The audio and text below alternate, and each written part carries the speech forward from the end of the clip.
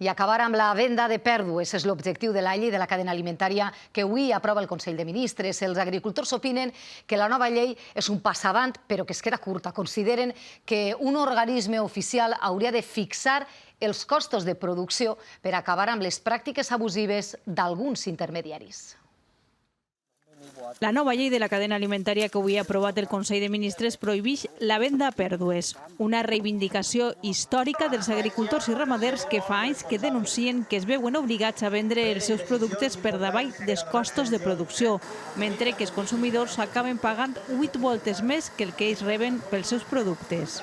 Pareix ser que se va deixar una altra vegada a soles al productor i se van a perpetuar els abusos en la cadena alimentària perquè al no estar fijat aquest cost de producció efectiu per un organisme públic, el productor no va tindre ninguna defensa. Nosaltres pensem que n'hi ha mecanismes encara que no queden clars, com és l'avaluació dels costos de producció per part de l'administració.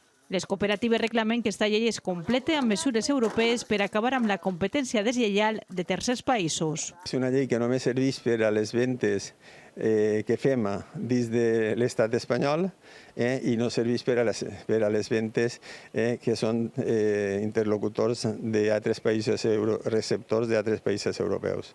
El sector reclama un registre digital amb els acords de compra-venda i sancions per als que no complisquen la llei.